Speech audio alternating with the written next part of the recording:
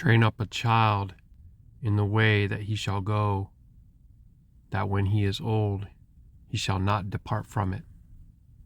Baruk Yahuah.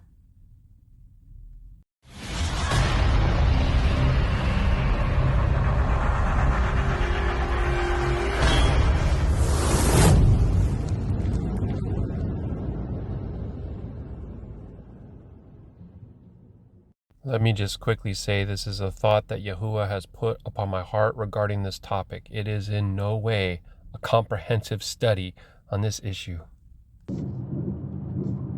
Greetings, family. Shalom Shalum. I just want to share something briefly with you. Some recent events have occurred, transpired, that got me to thinking about something, like when I was a child, when I was a very young lad, in my early teens, preteens, even all the way up through high school, I had a very powerful spirit of rebellion against my dad, because he wasn't my father, but he was the protector and the provider of our home, although he wasn't completing his charge, because my mom also went to work and was always gone from my life even before he came into the picture. I guess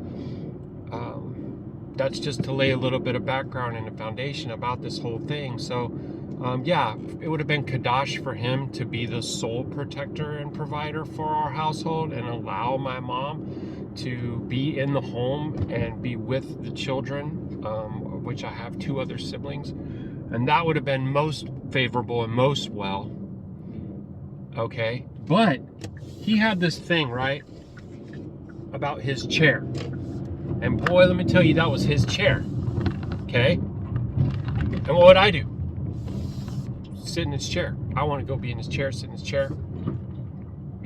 He'd get upset, whatever.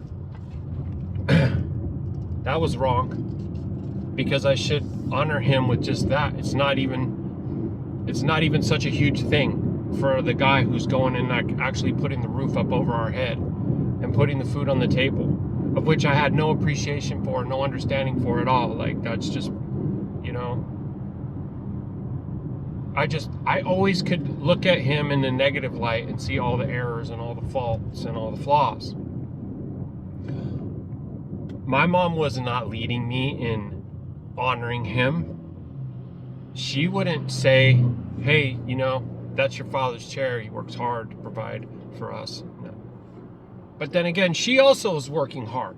So the whole thing is kind of like broken, right? I guess it got me to realize that I really should have respected him enough, honored him enough, that he came into our lives. I'm not his seed. My sister is not his seed, but he chose to foot the bill, pay for us, do all the things. Was there affectionate love? No, there should have been that too. Some hugs and some words of affirmation. If he was a servant of Yahuwah, he would pull all over his children and things like this.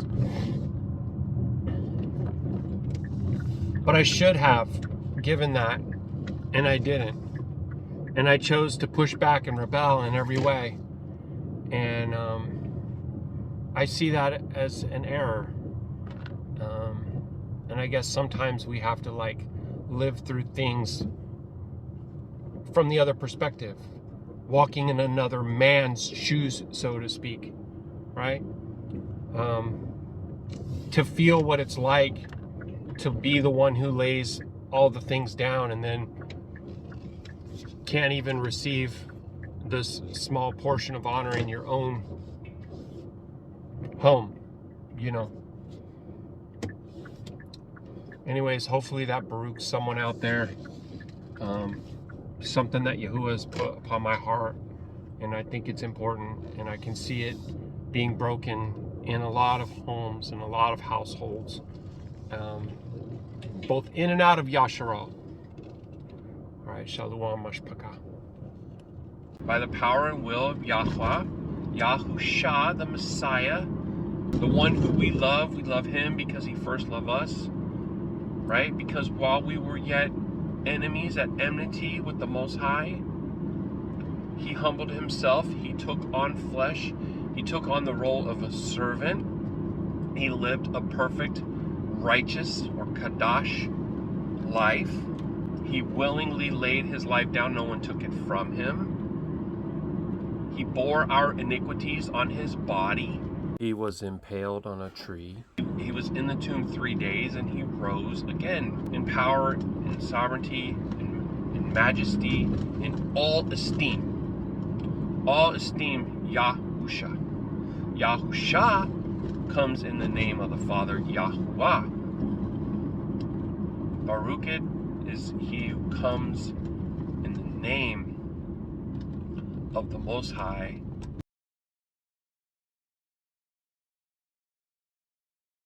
Thank you so much for stopping by. Please remember to like, share, and subscribe. You'll also find the email in the description of all YouTube videos. So send us a message, a praise report, a prayer request. Much love.